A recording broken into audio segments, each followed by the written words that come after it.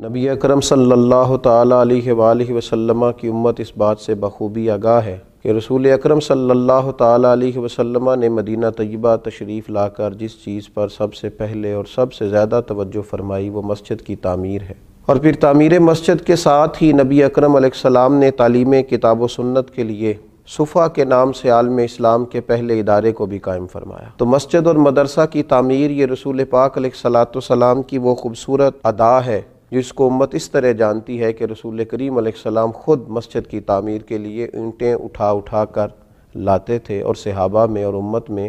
اس کام کا شوق پیدا فرماتے تھے۔ ہم سے تعارف رکھنے والے لوگ بخوبی جانتے ہیں کہ 2 سال قبل ہم نے مرکز اصلاح معاشرہ میں ایک بڑی جامع مسجد کی تعمیر کا آغاز کیا، اور اس کے ساتھ ایک بڑے دینی ادارے کی بنیاد رکھی۔ اللہ تعالیٰ کے فضل سے اور اہل محبت کے تعاون سے یہ کام بڑی تیزی سے ہوا، اور اس بلڈنگ کو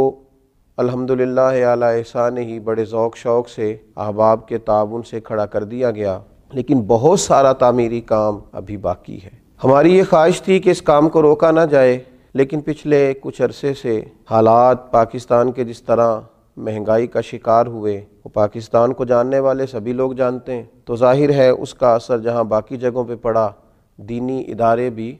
اس کے اثرات کا شکار ہوئے۔ پچھلے کچھ عرصے سے ہم نے تعمیری کام کو سلو کر دیا تھا، اور اب ہم اس خدشے کا شکار ہیں کہ شاید ہمیں یہ کام کچھ عرصے کے لیے بند کرنا پڑے گا، اور جتنا ادارہ تعمیر کیا گیا تھا اس میں الحمدللہ تعالی تعلیم کا سلسلہ بھی جاری ہے، اور 1 سال ہونے کو ہے کہ جامع مسجد میں ایک بھرپور جمعہ سات دینی تبلیغی روحانی اجتماعات کا انعقاد، یعنی جتنی جگہ تعمیر کی گئی تھی وہ ساری الحمدللہ بارونق ہے، آباد ہے۔ اللہ تعالی ہمیشہ اسے آباد رکھے۔ اس وقت میں اہل ایمان سے، اہل محبت سے اور پوری دنیا میں موجود خیر کا جذبہ رکھنے والے اہل ثروت کی خدمت میں یہ بات عرض کرنا چاہتا ہوں کہ جہاں آپ اور بہت سارے دینی فلاحی کام کر رہے ہیں، اس ادارے کو بھی اپنی توجہ کا مرکز بنائیں۔ ہمارے تعمیری اخراجات جو کروڑوں میں ہیں، اور ہمارے جو مدرسے کے ماہانہ اخراجات ہیں، سالانہ اخراجات ہیں، وہ بھی ایک خطیر رقم کا تقاضا کرتے ہیں۔ اہل اسلام سے بڑی دردمندانہ اپیل ہے کہ اس کام پر خصوصی توجہ فرمائیں تاکہ ہم اپنا یہ دینی تبلیغی